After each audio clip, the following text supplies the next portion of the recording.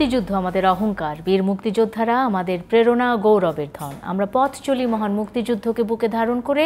পথ চলতে চলতে দিন গিয়ে মাস হয়, মাস থেকে বছর, ঘুরতে থাকে রাজনীতি, অর্থনীতি, কূটনীতি সহ সব চাকা।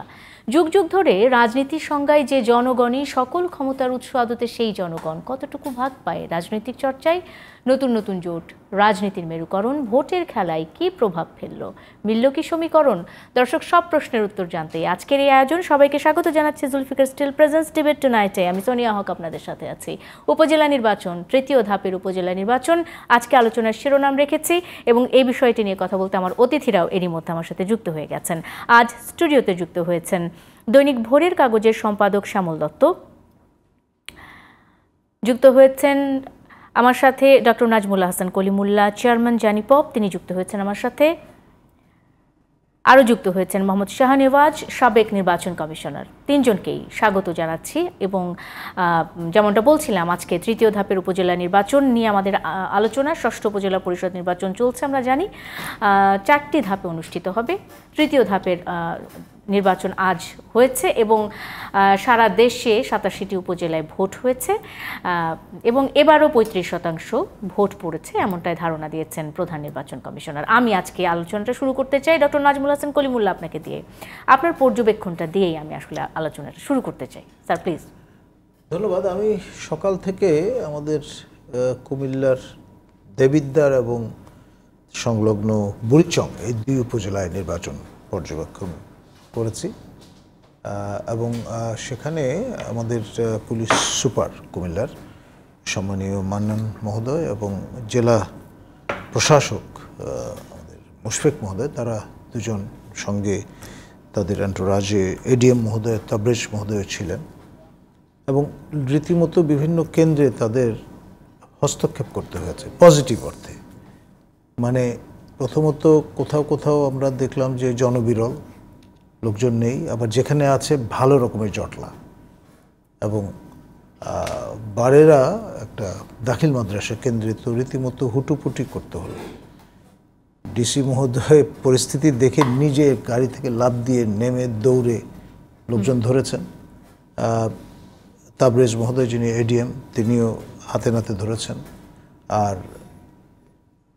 মান্নান মহোদয় যিনি পুলিশ সুপার, তিনি তার বাহিনীর লোকজনকে বলেছেন কোনো ছাড় দেওয়া যাবে না, এটা একেবারে মগের মূল্যক নাকি, যে ইচ্ছা মতো এসে ভোট দিয়ে বয়স হয়নি ভোট দেওয়ার, কিংবা ঘেরাও করে রেখে দিয়েছে কেন্দ্র, ইচ্ছা মতো লোক ঢুকবে পছন্দের, নাহলে ঢুকবে না, এটা তো হতে পারে না। তো এই যে ব্যাপক অ্যাকশন আমাদের চোখের সামনে, এটা রীতিমতো পুরো পরিস্থিতিটাকে পাল্টে দিল এবং বিজ্ঞ জেলা প্রশাসক মুশফিক মহোদয়, আপনার যিনি এই উপজেলা নির্বাহী অফিসার নিগার সুলতানা দেবিদ্বারে, তাকে রীতিমতো ভৎসনাই করলেন যে আপনার থাকবার কথা দায়িত্বরত অবস্থায় পৌরসভা এলাকায়, আপনি এখানে আসছেন কেন? স্যার আপনি এসছেন, এটা প্রোটোকল। নো, আজকে আপনি অ্যাসাইন্ড ওই জায়গায়, খবরদার আসবেন না। পরে নর্মালি যেটা আমরা দেখি, পুলিশ প্রশাসনের পক্ষ থেকে দুপুরবেলা আপনার মধ্যাহ্ন আহারের ব্যবস্থা করা হয় এবং সেখানে ওই প্রোটোকলের তাগিদেই হয়তো দেখা যায় উপজেলা নির্বাহী অফিসার সবসময় উপস্থিত থাকে। আজকে প্রথম দেখলাম গরহাজি, কারণ ওই বকা খেয়ে তাকে চলে যেতে হয়েছে যেখানে তিনি অ্যাসাইন হয়েছেন সেখানে। এবং এই যে পার্সোনাল টাচটা, এটা কিন্তু খুবই গুরুত্বপূর্ণ। আপনার এই ঝড়ের কারণে অনেক জায়গায় গাছপালা ভেঙে গেছে, রাস্তায় আপনার গাছ কেটে রাস্তা পরিষ্কার টরিষ্কার করতে হচ্ছে, এরকম একটা পরিস্থিতি। বৃষ্টি স্নাত, আপনার গাড়ি অনেক জায়গায় ফেসে যাচ্ছে, চাকা ঘুরছে না, এরকম একটা পরিবেশ। সেখানে এই যে পার্সোনাল টাচটা, সেটা কিন্তু একটা রীতিমতো যে প্রসেসটা যাতে ঠিক থাকে সেটা ইনশিওর করবার ক্ষেত্রে নতুন মাত্রা কিন্তু যোগ করে। আগের 2 ধাপের যে নির্বাচন ছিল তার থেকে আলাদা মনে হচ্ছে আপনার কাছে? মানে আগে যে প্রবলেমগুলো ছিল, ঘাটতিগুলো ছিল, সেটা কি কাটিয়ে ওঠা গেছে? সেটার ধরন ছিল আরেক রকম। আপনার এই যে ঘূর্ণিঝড়টা, এটা কিন্তু টপসি-টার্ভি করে ফেলেছে সারা দেশেরই পরিস্থিতি, পরিবেশ। যত উত্তরে তত হয়তো এটার প্রভাব কমেছে, কিন্তু সেটা আমরা তো জানি যে দক্ষিণবঙ্গে অনেকগুলো আপনার উপজেলা নির্বাচন বন্ধ করে দিতে হয়েছে। তারপর এই আরও কিছু জটিলতার কারণে, যেমন খালিয়াজুড়ি, তারপরে আপনার ফরিদগঞ্জ বা কচুয়া, এই উপজেলাগুলোর নির্বাচন স্থগিত করতে হয়েছিল। আবার আইনি জটিলতা, মামলা মোকদ্দমায় চান্দিনা যে নির্বাচন, সেটা রীতিমতো বলতে গেলে ঝুলেই গেছে। তো এসব মিলিয়ে আপনার নির্বাচন পূর্বকালে চন্দনাইশে, যেমন চট্টগ্রামে ব্যাপক আশঙ্কা এবং যেভাবে হামলে পড়ার ফুটেজ আমরা পেয়েছি, দেখেছি, নৃশংস। তারপরেও শেষ অবধি আপনার ওই প্রার্থিতা বাতিলের মতো ঘটনা ঘটেছে এবং মোটামুটি শান্তিপূর্ণভাবে নির্বাচন দিবস অতিবাহিত হয়েছে। আমি ফিরবো স্যার, নিশ্চয়ই আবারও নির্বাচন নিয়ে আপনার সাথে আলোচনায় ফিরবো। আমি একটু চলে যেতে চাই শ্যামল দত্ত।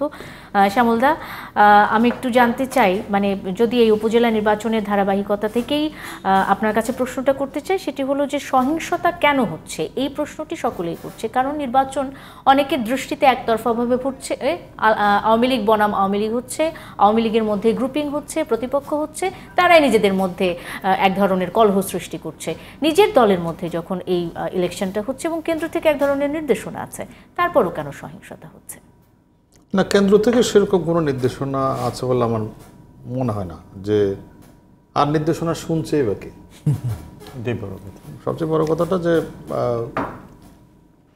এটা বাংলাদেশে, আমি একটু, যেহেতু ডক্টর কলিমুল্লাহ একটু টু দ্য পয়েন্ট বিভিন্ন স্পটে গিয়ে বললেন, আমি একটু ওভারঅল আমার গত এই যে তৃতীয় ধাপের নির্বাচন, 3টা ধাপের যে নির্বাচন হয়ে গেল, সে সম্পর্কে আমার নিজের একটি বিশ্লেষণ হচ্ছে যে বাংলাদেশের স্থানীয় সরকার নির্বাচনের একটা চেহারা আছে আমাদের।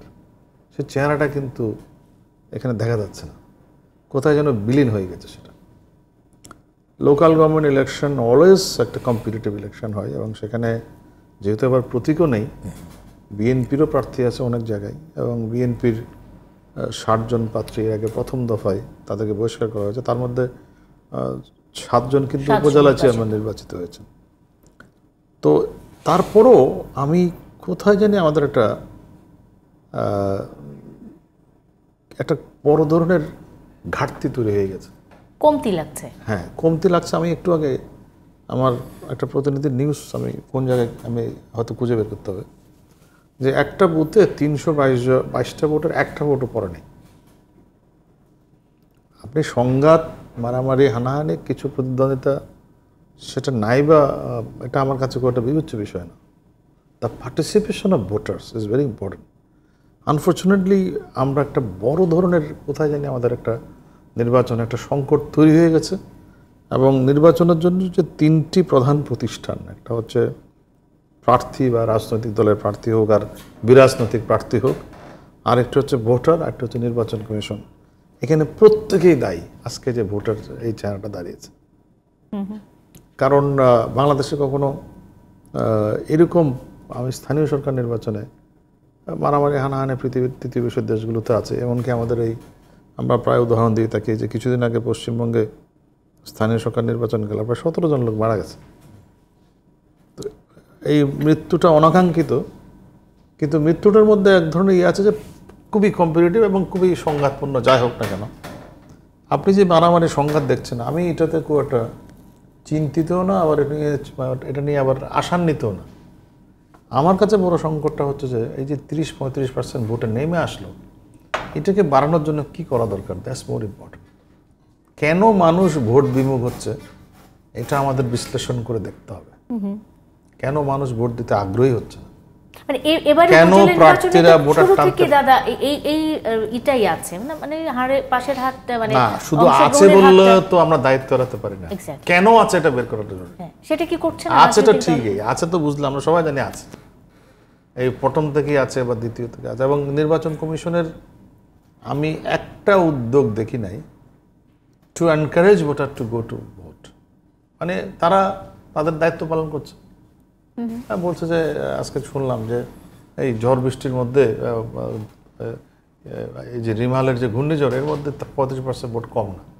ঠিক আছে, আপনি এটাতে আত্মতৃপ্তি পেতে পারেন, কিন্তু সামগ্রিকভাবে আমি ভোট নিয়ে মানুষের মধ্যে একটা উৎসাহ আছে যে আমার একটা ভোটে গিয়ে যেতে হবে, এই জিনিসটা আমি দেখতে পাচ্ছি না। এবং এটা কেন দেখতে পাচ্ছে না এটা খুঁজে বের করতে হবে। এটা কি লাগবে আমি জানি না। ওনারা তো কেউ নির্বাচন কমিশনের দায়িত্ব পালন করছেন, কেউ পর্যবেক্ষক, সমাজতাত্ত্বিক। আমরা সাধারণ যারা নাগরিক, সাংবাদিক, আমি নিজে একজন গণমাধ্যম কর্মী হিসেবে আমার একটা বিরাট হতাশার জায়গা তৈরি হয়ে গেছে। Why voter are not coming? We have to look at that. কারণ একটা নির্বাচনের বা এই যে নির্বাচনের ইয়েটা কি মূল প্রধান অংশীজন না, প্রথম হচ্ছে যে এটার মূল মেসেজটা কি? জনগণ ভোট দেবে, জনগণ ভোট দিচ্ছে না। তো কেন দিচ্ছে না এটা খুঁজে বের করাটা খুব প্রয়োজন আমার ধারণা। এখানে প্রত্যেকের দায়িত্ব আছে, রাজনৈতিক দল বা প্রার্থী, ভোটার, নির্বাচন কমিশন। আমরা টানতে পারছি না, ভোটারদের মধ্যে কোথায় জানি একটা হতাশা তৈরি হয়েছে, এটা খুঁজে বের করে একটা সমাধান করতে হবে। তারপর বাকিগুলো যা বলেন, যে নির্বাচনে কি হলো না হলো, মারামারি হলো না কাটাকাটি হলো, কি হলো, দ্যাটস লেটার। ওকে দাদা, ফিরবো নিশ্চয়ই। আপনি একটা কারণ বলেছেন যে আপনার হতাশার জায়গা হলো যে ভোটে ভোটার কেন নাই, এবং এই যে 35 কিংবা 30 থেকে 40% ভোট স্থানীয় সরকার নির্বাচনে, এটি নিয়ে আমরা কিন্তু ইলেকশন কমিশনের এক ধরনের সন্তুষ্টিও দেখেছি। আমি একটু চলে যেতে চাই মোহাম্মদ শাহনেওয়াজ, সাবেক নির্বাচন কমিশনার, তার কাছে আসলেও কি সন্তোষজনক ভোট? মানে আমরা এই হারটাকে কি সন্তোষজনক হার বলতে পারি জনাব শাহনেওয়াজ? আসলে সন্তোষজনক এটা একটা রিলেটিভ টার্ম। কতটুকু পেলে কেউ সন্তুষ্ট হয়, কেউ সন্তুষ্ট হয় না। একজন গরিব মানুষ যদি 2-3 বেলা ভাত খেতে পায় সন্তুষ্ট, আরেকজনে কোটি কোটি টাকা হলে এইভাবে চিন্তা করলে ভিন্নতা। তবে সন্তুষ্টি তো অবশ্যই না। যেখানে আমার দেন 2014 সালের কথা বলছি, যখন বিএনপি না থাকাতে একতরফা নির্বাচনের মতো হয়ে গেল এবং 153 জন আমাদের সময়ে বলছি যে হলো, তখনও কিন্তু ওই উপজেলাতে 60%-এর উপরে ভোট পড়েছে। অর্থাৎ তখনও সাধারণ মানুষের স্থানীয় সরকার নির্বাচনকে মানে কাছে টেনেছে, ভোট দেওয়ার চেষ্টা করেছে, তাদের লোকজন যাদের পছন্দ তাদেরকে নির্বাচিত করেছে।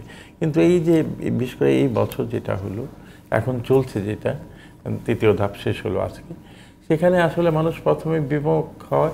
এখন আগে আমাদের সময় যেটা হয়নি, এটা একটা বেশি হয়েছে, যে বিএনপি এখন উল্টো ক্যানভাস করছে যে ভোটে আমরা তো যাবে না, আপনাকে ভোটও দেবে না। এটাতে কিছুটা হয়েছে। বিএনপির একটা তো ভোট আছে, এটা তো অস্বীকার করার জন্য খালি বিএনপি একা না, মানে আওয়ামী লীগ বিরোধী একটা জোট তো আছেই। তাতে তারা একবারে খুব কম না। সেই সংখ্যাটা যদি বর্তমানে গভর্নমেন্টকে যদি বিপদে ফেলাবার জন্য অথবা বাইরে তাদের একটা হালকা করার জন্য, তার গ্রহণযোগ্যতা নিয়ে প্রশ্ন তোলার জন্য তারা চেষ্টা করছে, সেটা একটা কারণ। আরেকটা কারণ, সবচেয়ে বড় কারণ, মানে বারবার যেটা এই সামালদা বলছিলেন যে কেন কমছে, কেন আসলে নির্বাচনটা হয় বিভিন্ন দলে মানে পার্টিসিপেট করে, যারা ভোটার উৎসাহ নিয়ে আসে। কিন্তু এখন একটা মেইন বাংলাদেশের দল যে যতগুলোই থাকুক না, এখন দল বলতে তো আসলে এই মুহূর্তে তো 2টা দলেই কি হয়, আওয়ামী লীগ নয় বিএনপিপন্থী যারা আছে, তো বিএনপির সাথে যারা আছে, আওয়ামী লীগের সাথে যারা আছে, এই 2টা দলে একটা দল যদি না থাকে তো মানুষ উৎসাহ হারিয়ে ফেলে। এই জন্য হারিয়ে ফেলে যে তাইলে তো আর কার বিরুদ্ধে কে দাঁড়াবে, কাকে চয়েস করবে। আর এখন যেটা হয়েছে যে আওয়ামী লীগের সময় ইয়েটা প্রতীকটা উঠিয়ে দিয়েছে, কয়েকজন দাঁড়াচ্ছে। এই যে আমাদের যে 87টা কেন্দ্র আজকে হলো, তার মধ্যে 397টা বোধ হয় ক্যান্ডিডেট, চেয়ারম্যান ক্যান্ডিডেট। তার অর্থ দাঁড়ালো 4-এর উপরে একটা উপজেলাতে ক্যান্ডিডেট গড়ে। তো কিন্তু তারপরে ভোট হচ্ছে না। এই কারণে আমার কাছে একটা কারণ মনে হচ্ছে, যারা দাঁড়াচ্ছে তাদেরকে চয়েস করার কিছু নেই। মানে যেহেতু কেউ দাঁড়াচ্ছে না, আমি দাঁড়িয়ে যাচ্ছি, আমার পয়সা আছে, আমি বিভিন্নভাবে ক্যানভাস করছি, একটা গ্রুপ আছে। আর যেটা আওয়ামী লীগ থেকে বারবার বলা হচ্ছিল যে তোমরা যারা মেম্বার অফ পার্লামেন্ট আছো, তারা অন্তত আত্মীয় স্বজন দাঁড়ানো না দাঁড়ানো এটা কোনো কন্ট্রোভার্সিয়াল ব্যাপার, এটা ফান্ডামেন্টাল রাইটের বিষয়, এটা নিয়ে বলবো না। যেটা বলবো, তারা কিন্তু ডাইরেক্ট ক্যানভাস করছে। অর্থাৎ তারা নিজেরাও এমন সব লোক, এখন আমাদের সবার কাছে ক্ষমা চেয়েই বলছি, এমন সব লোক পার্লামেন্টের মেম্বার হয়েছে যাদের নিজের অবস্থান নিয়ে শঙ্কিত। তখন তারা করছে কি, তার অবস্থানটা শক্ত রাখার জন্য তার নিজের লোককে আনতে হবে। তারা নেমে যাচ্ছে, এর মধ্যে আত্মীয় স্বজন তো আছেই, নেমে যাচ্ছে একটা পক্ষ। এত বলার পরেও তো আপনি একটা এই যে উপজেলা স্থানীয় সরকার নির্বাচনে কিন্তু সরকার পরিবর্তন ঘটে না, সরকারে কিচ্ছু হয় না। যদি সবগুলো সিটও যদি পেয়ে যায়, মানে সরকার বিরোধী কেউ পেয়ে যায়, তাতে সরকারে কিচ্ছু যায় আসে না।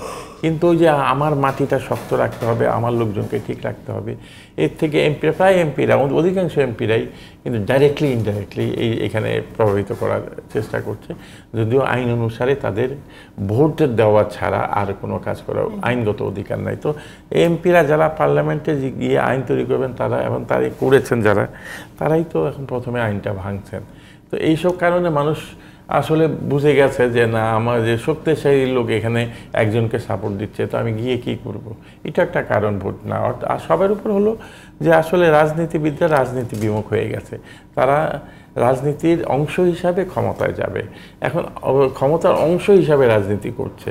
অর্থাৎ আমার কিভাবে ক্ষমতায় যাবে, ক্ষমতায় যেতে হবে আমার যেভাবেই হোক, আরেক দল ক্ষমতায় থাকবো যেভাবেই হোক, এইভাবে একটা টেন্ডেন্সি হয়ে গেছে। কেউ যে ক্ষমতায় আছে সে ক্ষমতায় থাকবই, আর যে ক্ষমতায় নেই যে কোনোভাবে যাব।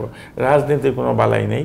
যে কোনো, আমরা কিছুদিন আগে জাতীয় নির্বাচনের সময় দেখেছি বিদেশিদের ধর্ণা দেওয়ার মতো অবস্থা তো সবারই চোখের সামনে ভেসেছে, যদিও কারোর কোনো কাজে লাগেনি। তো তারপরে তো হয়েছে আওয়ামী লীগ এক ধরনের কথা বলেছে যে এটা মানানসই ছিল না, আর আওয়ামী লীগ বিরোধী যারা ছিল, যারা নির্বাচনে আসেনি, তাদেরও কথাবার্তা মনে হচ্ছিল কেউ তাদেরকে বসিয়ে দেবে। তো এইসব বিষয়গুলো আসলে রাজনীতির বিষয় না, এগুলো আসলে খালি ক্ষমতার দখলের বিষয়। ক্ষমতার দখলেই যদি একমাত্র উদ্দেশ্য, রাজনীতি কোথায় থাকবে, রাজনীতি এমনি পালিয়ে বেড়াবে।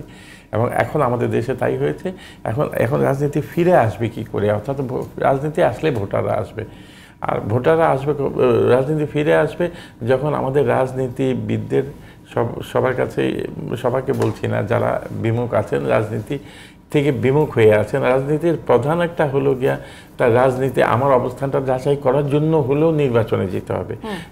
দিনের পর দিন নির্বাচনে যাচ্ছে না, তাতে যারা ভোটার তারা ভোট বিমুখ হয়ে গেছে। নির্বাচন তো হচ্ছেই না সঠিকভাবে, কারণ সবাই চাই একটা প্রতিদ্বন্দ্বিতামূলক নির্বাচন হোক, আর যার ফলশ্রুতিতে মানুষ উৎসাহ হারিয়ে ফেলছে ভোট কেন্দ্রে যাওয়ার জন্য। আমরা শ্যামল দত্তের কাছে এক ধরনের কারণ শুনেছি, নির্বাচন বিমুখতা কেন হচ্ছে এই বিষয়টি নিয়ে তিনি কথা বলেছেন, অনুসন্ধান করতে বলেছেন, এবং তিনি একটা কথা বলেছেন যে নির্বাচন কমিশনের পক্ষ থেকে কি কোনো ধরনের পদক্ষেপ নেওয়া হয়েছে। আমি স্যার আপনার কাছে এটি বিরতির পরে এসে জানতে চাবো, মোহাম্মদ শাহনেওয়াজ আপনার কাছে প্রশ্নটি থাকবে যে আসলে নির্বাচন কমিশনের দায়িত্ব কতটুকু, ভোটারকে কি আসলেই কেন্দ্রের দিকে আনা বা টেনে আনা নির্বাচন কমিশনের দায়িত্বের মধ্যে পড়ে কিনা, সে বিষয়টি নিয়ে নিশ্চয়ই বিরতির পর আমরা ফিরে আসছি। দর্শক থাকুন আমাদের সাথে, ফিরছি একটু পরে।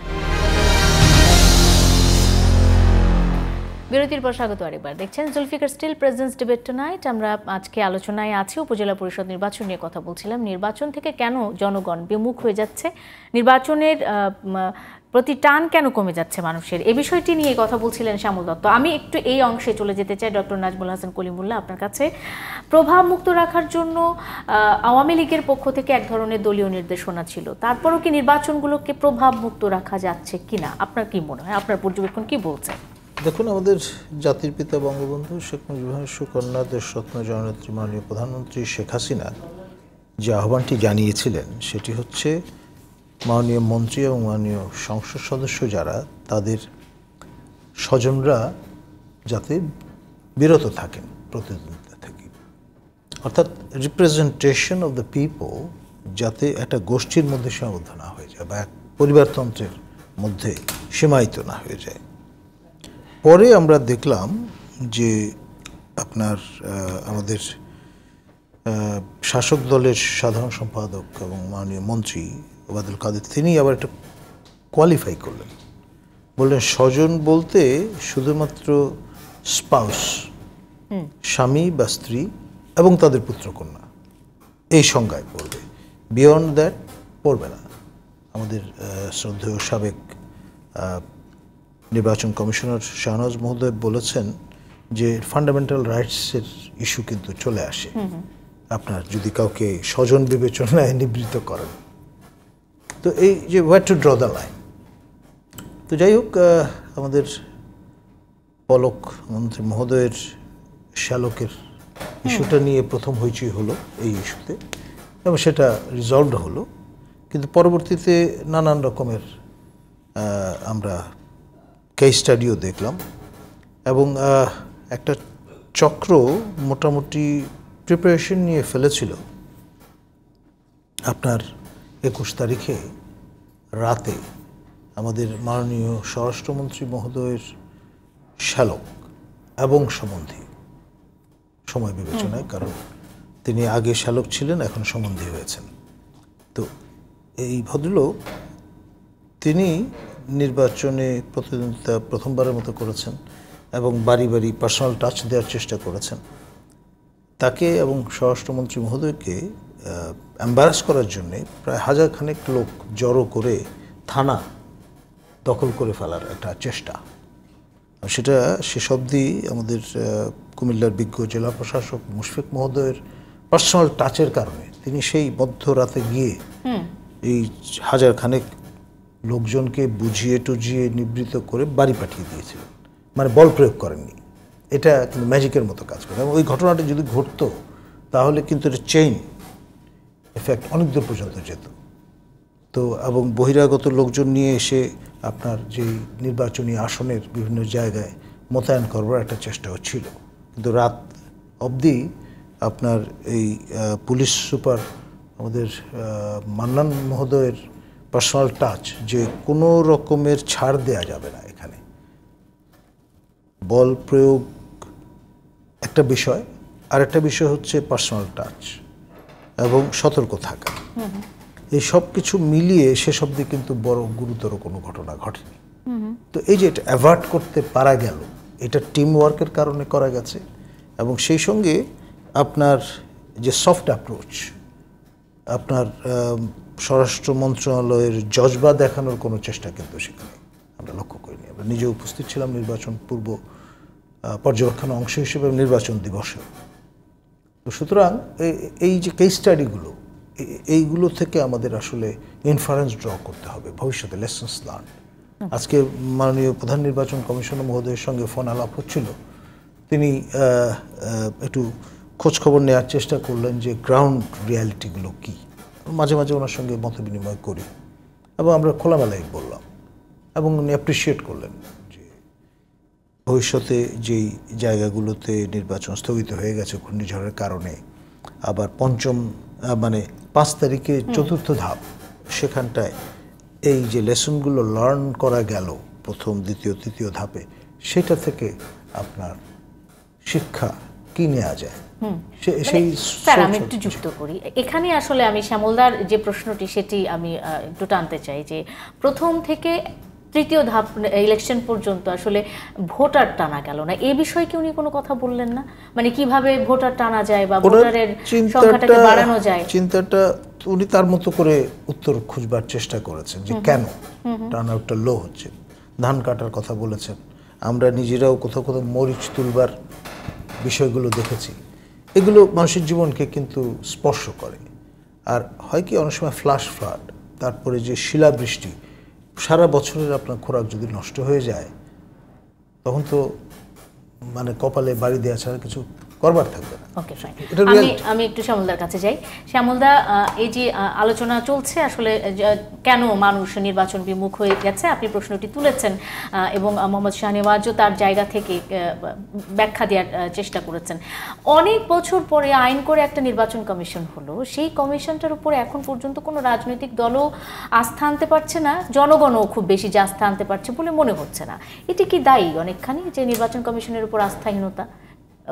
এটা প্রধান কারণ আমি মনে করি না। আমি আগের পর্বে সোনিয়া যে বক্তব্য বলেছিলাম, আমার নিজস্ব কিছু বিচার বিশ্লেষণ আছে যে কেন ভোট দিতে আগ্রহী না। আমার কাছে কয়েকটা জিনিস মনে হচ্ছে যে প্রথমে কাকে ভোট দিব আমি, এটি একটি বড় প্রশ্ন। যে ব্যক্তি বা যারা এখন প্রতিদ্বন্দ্বিতা করছেন তার সঙ্গে আমি একজন ভোটার হিসেবে আমার কি কানেক্টিভিটি আছে, এটা একটা বড় প্রশ্ন, নাম্বার 1। নাম্বার 2 হচ্ছে আপনি যদি সাম্প্রতিক সময়ে দেখেন যে যে সমস্ত ব্যক্তি সমস্ত পদে এসছেন, উপজেলা চেয়ারম্যান বা তারা এতটাই ধনাঢ্য ব্যক্তি হয়ে গেছেন, কারো কারো সম্পদের হিসাব প্রায় 10 গুণ, 20 গুণ, 50 গুণ, 100 গুণ পর্যন্ত। ফলে হয় কি ভোটাররা এটার সাথে অ্যাটাচমেন্ট ফিল করে না, যে আমি ভোট দিলেও কি না দিলেও কি ওই বেটা গিয়ে আরো 100 কোটি টাকা কামাবে, তা আমার কি এসে যায়? নাম্বার 1। নাম্বার 2, আমার কাছে মনে হচ্ছে প্রতিষ্ঠান হিসেবে ইটসেলফ উপজেলা একটা অকার্যকর প্রতিষ্ঠান। যে আমি যে একটা মানুষ, আমি উপজেলাতে গিয়ে চেয়ারম্যান ভাইস চেয়ারম্যান নির্বাচন করব, কিন্তু প্রতিষ্ঠানটা তো আসলে কোনো কাজ করে না। কিন্তু তাহলে এত টাকা পয়সা আসছে কোত্থেকে? চেয়ারম্যান ভাইস চেয়ারম্যান টাকা কামানোর ধান্দা, নদীর পানি গুণে পর্যন্ত দেখবেন যে ঢেউ গুণে পর্যন্ত টাকা কামালে, যার কামানোর বুদ্ধি আছে। এটা একটি বড় কারণ। মানে আমরা এমনভাবে আমলাতান্ত্রিক হয়ে গেছে, এখানে শাহনওয়াজ ভাই আছে কিন্তু মনে করেন না কিছু, বিকজ ইউ সি দ্যাট আপনি উপজেলার জেলার জন্য আপনি 3-4 কোটি টাকা দামের গাড়ি কিনছেন এই দুর্দিনের মধ্যেও। তা আমি ভোটার, আমার লাভ কি ওখানে? হোয়াট ইজ মাই এখানে ইনভলভমেন্ট কি? এবং এই প্রতিষ্ঠানটা এমনভাবে হয়ে গেছে, একজন এমপি আছেন, একজন উপজেলা আছেন, নির্বাহী অফিসার আছেন, একজন উপজেলা চেয়ারম্যান আছেন, তারপর আবার জেলা পরিষদ চেয়ারম্যান আছেন, জেলা পরিষদের মেম্বার আছেন, হুলস্থুল অবস্থা। ফলে হয় কি, জনগণ আস্তে আস্তে আস্তে আস্তে যখন ওভারল্যাপিং হতে হতে হতে হতে মানুষ নিজেকে ওই ওভারল্যাপিং থেকে আস্তে আস্তে দূরে সরে নেয়। এটা আমার নিজের একটা বড় বিশ্লেষণ। আমি যদি একজন ভোটার হতাম, আমার উপজেলায় যদি আমার ভোট হতো, আমার কি ঠেকা পড়ছে উপজেলা চেয়ারম্যানকে নির্বাচিত করার? আগে যে কারণটি মনে করতাম যে আমার ভোটের একটা দাম আছে, I can change the things.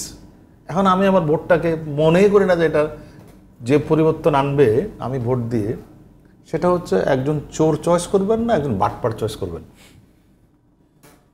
একজন দুর্নীতিবাজ চয়েস করবেন না একজন খুনিকে চয়েস করবেন। এই যে সাম্প্রতিক সময়ে বাংলাদেশে যা ঘটে যাচ্ছে, এমপি টেমপি যেভাবে নির্বাচিত হচ্ছেন, যাদেরকে আমরা এমনি নির্বাচিত করেছি, দিলীপ বড়ুয়া সেদিন একটা কথা বলেছেন উনি, যে এরকম রেকর্ডেড সন্ত্রাসী MP in the parliament or বিভিন্ন লেভেলে, তো দেয়ার দ্য এই চয়েসের মধ্যে আমার কি আসে যায়? মানে রাজনীতিবিদদের উপর মানুষের আস্থা, ভরসা, ভক্তি, শ্রদ্ধা সব কমে যাচ্ছে। পলিটিক্সের কোয়ালিটেটিভ এটা যদি যতক্ষণ পরিবর্তন করতে পারবো না, এখন যারা রাজনীতিবিদ তার সঙ্গে ভোটারের আমার মনে হয় না কোনো সম্পর্ক আছে।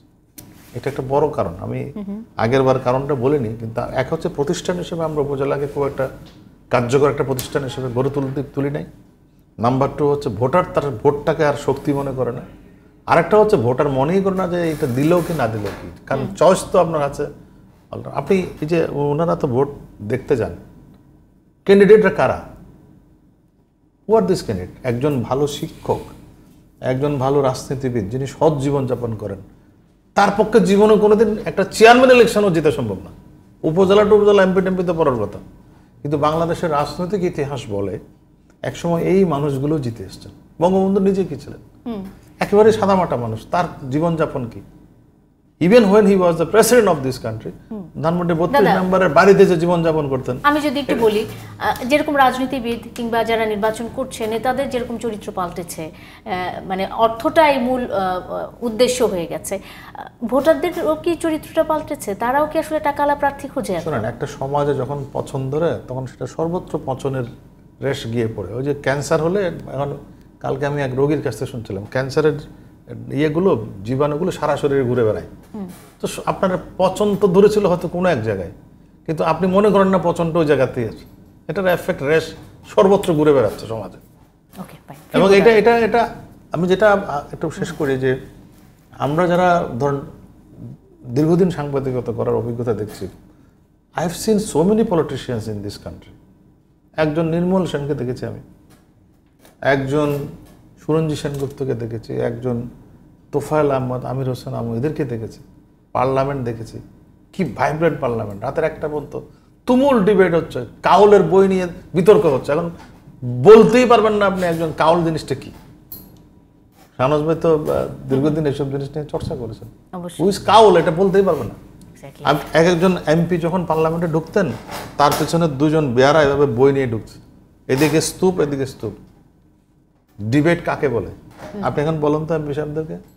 একটা ডিবেট করতেন। ওকে ফাইন, আমি ফিরবো দাদা, অবশ্যই আপনার সাথে আলোচনায় ফিরবো। আমি একটু মোহাম্মদ শাহনেওয়াজ তাকে বিরতির আগে যুক্ত করে নিতে চাই।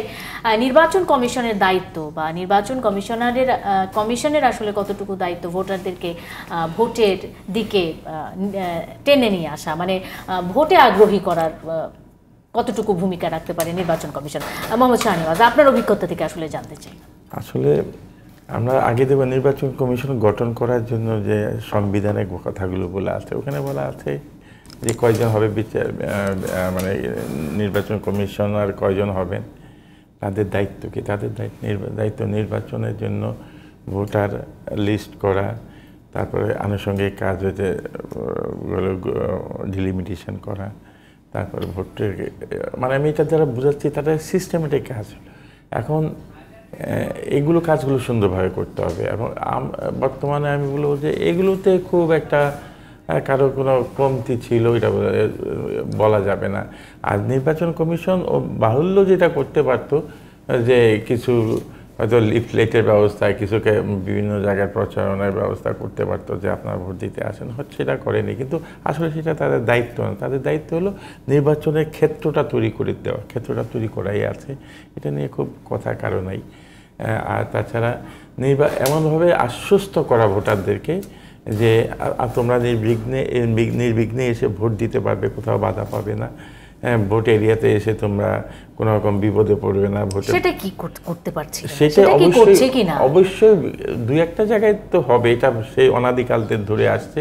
বড় বড় নির্বাচনগুলিতে দুই একটা জায়গাতে গোলমাল না হলে নির্বাচনই গোলমাল শুধু না, যেমনটা ডক্টর নাজমুল হাসান কলিমুল্লাহ একটু আগে বলেছেন যে কিছু কিছু জায়গাতে একবারে জনবিরল ছিল, ভোটারের উপস্থিতি দেখা যায়নি, এই জায়গাগুলোতে কোনো কিছু করতে পারে সেটাই। সেখানে আমি যেটা বলছি যে ক্ষেত্রটা প্রস্তুত করতে, ক্ষেত্র কীভাবে প্রস্তুত করতে হবে যে মানুষ নিশ্চিন্ত হবে যে না ভোট দিলে আমি কোনো বিপদে পড়ব না, সেই জায়গাটা নির্বাচন করেছে, নির্বাচন কমিশন তৈরি করে রেখেছে। কারণ কোনো বিরাট আকারে কোনো মারামারি হয় না, কোনো খুনোখুনি হয় না। যে তিনটা নির্বাচন গেল, যেটা হয়েছে, আমি আপনার কথায় আসছি, যেটা হয়েছে সেটা হলো ভোটাররা ভোট বিমুখ হয়ে গেছে, ভোটের দিকে আগাচ্ছে না। সেইটাতে আসলে নির্বাচন কমিশনে খুব সরাসরি করার কিছু আছে বলে, কারণ আমি বিয়ে বাড়ি সাজিয়ে রাখলাম, এখন তো কেউ দাওয়াত খেতে না আসে, তাহলে তো আর যে সাজালো তার তো দোষ না, সাজার দায়িত্বটা সে পালন করেছে। তো এখন যেটা যে দায়িত্ব অ্যাকচুয়ালি রাজনীতিবিদরাই করে ভোট কেন্দ্রে ভোটের পরিবেশ এবং ভোটে অংশগ্রহণ করে, সে রাজনীতিবিদদের একটা বিরাট অংশ করছে না, বছরের বছর করছে না। তাদের দাবি ছেড়ে দিতে হবে, তারপরে অর্থাৎ আমার ক্ষমতায় যারা প্রস্তুত করে দিতে হবে।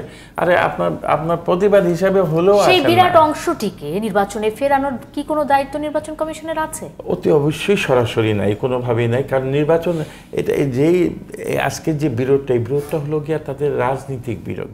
সেখানে নির্বাচন কমিশন এমন শক্তিশালী, এত গ্রহণযোগ্য কখনো কোনোদিন হয়ও না, হবেও না যে আমি বললে আমার সব দাবি দাওয়া ছেড়ে দিয়ে আমি নির্বাচন কমিশনের পিছনে দাঁড়িয়ে যাব ভোট দেওয়ার জন্য, এরকম হয়নি। নিজেদের মধ্যে রাজনীতিবিদরা এইটা সৃষ্টি রাজনীতিবিদদের, এবং রাজনীতিবিদরা এটাকে সমাধান করবে। অন্য সহায়ক শক্তি হিসাবে নির্বাচন কমিশন হয়তো কোনো কোনো ক্ষেত্রে সহায়ক শক্তি হিসাবে সহায়তা করতে পারে। এর বাইরে নির্বাচন কমিশনের এমন ক্ষমতা নাই এবং এমন অধিকারও নাই যে তোমরা ভোট দিতে আসো, না আসলে যখন ওই অস্ট্রেলিয়াতে যেমন আছে যে ভোট না দিলে 5 পাউন্ড না 50 পাউন্ড ফাইন দিতে হয়, ডলার দিতে, জরিমানা দিতে হয়, তখন তারা করে কি জানেন, তারা ইন অ্যাডভান্স ওই টাকাটা দিয়ে সে ভোট দেবে না, এটা বলে দেয়। আমাদের তার ওই সিস্টেম না, ফাইন করা হবে, এই করা হবে। নির্বাচন কমিশন এর এখন আপনি বলবেন যে নির্বাচন কমিশনের প্রতি আস্থা নাই। আস্থা কোনো মানে যখন সব দল চলে আসবে তখন কিন্তু সব দল নির্বাচন করবে, অটোমেটিক্যালি মানুষের আস্থা নির্বাচন কমিশন নিয়ে চিন্তা করবেন। আজকে কয়েক বছর ধরে আমরা নির্বাচন নিয়ে চিন্তা করছি। আমরা তো আমাদের বয়সে আমরা অনেক নির্বাচন বাংলাদেশেও দেখেছি, বাংলাদেশে আগেও দেখেছি। কে নির্বাচন কমিশন আর কে কী ছিল সাধারণ ভোটার চিন্তাও করে না, ভোট দিতে গেছে আমার ভোটের জায়গা। এইটা তৈরি করেছে রাজনীতিবিদরা। সেই রাজনীতিবিদরাই এখন নির্বাচন প্রথম যাত্রা হলো কাউকে তো গালি দিতে হয়, প্রথম নির্বাচন কমিশনকে একটা গালি দিবে যে এরা মানে তার যুক্তি ইয়ের জন্য যে তারা উপযুক্ত লোক না ভোট নেওয়ার জন্য, তাদের দ্বারা ভোট হবে না, তারা পক্ষপাত কি পক্ষপাত ওটা বলেন না কেন নির্বাচন, তাহলে তাহলে নির্বাচন কমিশনও তো একবার অর্ডিনারি রূপ ছিল না। নির্বাচন কমিশন শক্তিশালী না, এটাই বিরোধী দলের অভিযোগ। এটা কেন শক্তিশালী না আপনার বলে, কোন জায়গায় শক্তি? আপনাকে ধরে ধরে নিয়ে আসার জন্য শক্তিশালী না, এটা তো না। নির্বাচন কমিশন কোন জায়গায় শক্তিহীনতা দেখিয়েছে যার ফলে খুব একটা ক্ষতি হয়েছে। হাজার হাজার 42,000-এর মতো ভোট কেন্দ্র, সেইখানে 2, 4, 10, 20, 200 গোলমাল হতে পারে। এটা পাকিস্তানি আমলে আমরা দেখেছি হয়েছে কিছু কিছু জায়গায়, আবার বাংলাদেশেরও কোথায় কোথাও হয়েছে, এখনও তো হচ্ছে। এবং এটা কোনো লার্জ স্কেলে কোনো বিরাট কিছু হচ্ছে না, যেটা হলো রাজনীতিবিদদের অভাব হয়ে গেছে এই ভোটের অংশগ্রহণের মধ্যে। রাজনীতিবিদরা দূরে সরে গেছে ভোট থেকে, তারা ক্ষমতার দিকেই তাকিয়ে আছে, কীভাবে আমি ক্ষমতায় যাব। এটা আমি সবার কাছে ক্ষমা চেয়ে বলছি, যেন তাদের চাল চলে না আমাদের কাছে, এটাই মনে হচ্ছে। কারণ মানুষকে রাজনীতিমুখী করা, মানুষকে ভোট কেন্দ্রমুখী করা কোনো প্রয়াস কোনো দলের নাই, না সরকারি দলের আছে, না সরকারি দলে ভাবছে আমি ক্ষমতায় আছে, এগুলো চলতে থাকুক এবং ওপেন করে দিয়েছে, দরকার নেই আমার এই কোনো দরকার নাই, কাজে আসুক, আসে যে হয় আসুক, অসুবিধা এরকম একটা ভাব সবার মধ্যে। এবং নতুন নতুন এটা কি আসলে এরকম স্যার যে যার মতো দায় এড়াতে চাচ্ছে, সেটাও আছে এবং এড়াতে যাচ্ছে, এটাও একটা আমারটুকু তো আমার হয়ে গেছে এমন একটা ভাব। কারণ আমরা দেখেন, লক্ষ্য করলে বিভিন্ন আমরা যে হিসাব দেখেছি, বিভিন্ন পর্যালোচনা দেখেছি, তাতে দেখেছি অধিকাংশই আমাদের আজকের যে এমপিরা আছে অধিকাংশই বিজনেসম্যানের পেশা এটা না, বিজনেস করবে। হ্যাঁ, কেউ কেউ আসবে, কেউ হয়তো বিজনেস করেই যাচ্ছে, পলিটিক্সও করছে, এরকম আছে কিছু। কিন্তু দেখা যাচ্ছে এখন নাম নাই, নাম কোনোদিন শুনি নাই, কোনো রকম ছাত্র জীবনে রাজনীতি, যুব জীবনে রাজনীতি করে না, হঠাৎ গিয়ে একটা নমিনেশন পেয়ে গেলে টাকার জোরে। একটা বিরতি নেই স্যার, বিরতির সময় হয়ে গেছে, আমি অলরেডি ওভার হয়ে গেছে। আমি একটা বিরতি নিয়ে ফিরে আসছি পরবর্তী আলোচনায়। দর্শক থাকুন আমাদের সাথে। বিরতির পর স্বাগত আরেকবার। দেখছেন Zulfikar Steel presents debate night. আমি সোনিয়া হক আপনাদের সাথে আছি। উপজেলা পরিষদ নির্বাচন নিয়ে কথা বলছিলাম, আলোচনায় ফিরতে চাই। অংশে খুব কম সময়, আমি খুব কম ছোট ছোট করে শুনতে চাই ডক্টর নাজমুল হাসান কলিমুল্লাহ।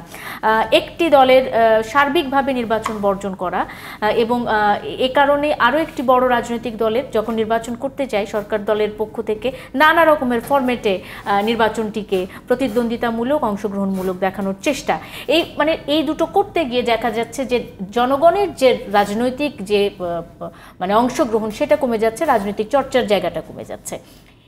এটিতে শুধু কি আসলে নির্বাচন ক্ষতিগ্রস্ত হচ্ছে, জনগণ ক্ষতিগ্রস্ত হচ্ছে, রাজনৈতিক দলগুলোর যে রাজনৈতিক স্বাস্থ্যের যে বিষয়টি আছে সেটি কি ক্ষতিগ্রস্ত হচ্ছে না? ডেফিনেটলি আপনার যে ভোটার অবসাদ, যেটাকে ইলেকশন ফ্যাটিগ বলছি আমরা, এটি কিন্তু ইনস্টিটিউশনাল ফর্ম নিতে চলেছে ক্রমে। আপনি হয়তো যুক্তি খুঁজবার আমরা চেষ্টা করছি, ধান কাটা, মরিচ তোলা, ইনক্রিমেন্ট, ওয়েদার, হোয়াটএভার, কিন্তু আলটিমেটলি দেখা যাচ্ছে যে ক্রমাগত অধোগতির দিকে যাচ্ছে। আর এর সঙ্গে আবার উন্নয়নের একটা সম্পর্ক আছে। যত উন্নত দেশে যাবেন ততই দেখবেন লোকজনের আগ্রহ কম। সকাল 10টা থেকে রাত 10টা পর্যন্ত ভোট কেন্দ্র খুলে রাখলেও আপনার লোকজন ভোট দিতে আসে না।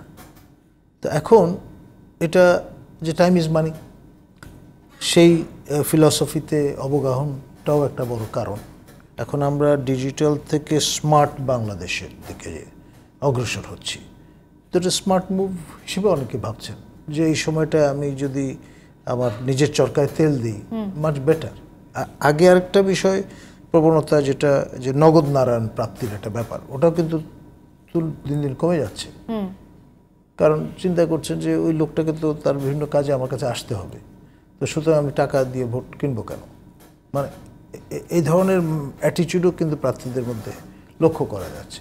তো সব মিলিয়ে আপনার একটা না, অনেকগুলো নিয়ামক একত্রে কাজ করার কারণে আজকে এই অবস্থাটা এসে পৌঁছেছি আমরা। অবশ্যই। আমি অসংখ্য ধন্যবাদ ডক্টর নাজমুল হাসান কলিমুল্লাহ। আমি মোহাম্মদ শাহনেওয়াজ আপনার কাছে চলে যেতে চাই। চতুর্থ ধাপের যে নির্বাচন, আমরা যদি জানি যে 5ই জুন হবে চতুর্থ ধাপের ভোটটি, প্রথম, দ্বিতীয়, তৃতীয়, এই তিনটি থেকে আসলে শিক্ষার যে বিষয়টি একটু আগে ডক্টর কলিমুল্লাহ বলছিলেন যে প্রধান নির্বাচন কমিশনের সাথে কথা হচ্ছিলেন, তিনি বলছিলেন আসলে কোন কোন জায়গাগুলোতে আরেকটু হাইলাইট করা যায় বা শিক্ষা নেওয়া যায়। আসলে শিক্ষার জায়গাটা কোথায়? আসলে প্রধান নির্বাচন কমিশন যে চেষ্টা করছেন প্রথম থেকে একটা ভালো নির্বাচন দেওয়ার এবং তারা সবাই চেষ্টা করছেন।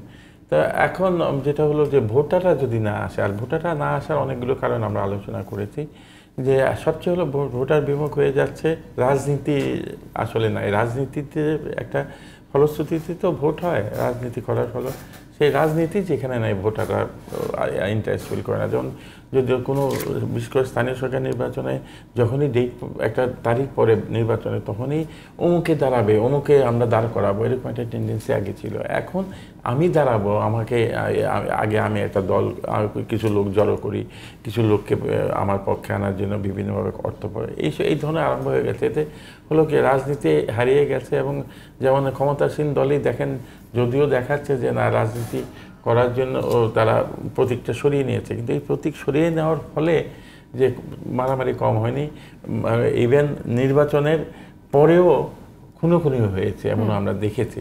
অর্থাৎ এর দ্বারা হলো কি পার্টি আসলে যদিও আপাত দৃষ্টিতে চেষ্টা করেছে, রুলিং পার্টি, যে একটা নির্বাচনে মানুষ আসুক, এটা যেভাবেই হোক আসুক, কিন্তু তার ফল আলটিমেট রেজাল্ট কী হবে?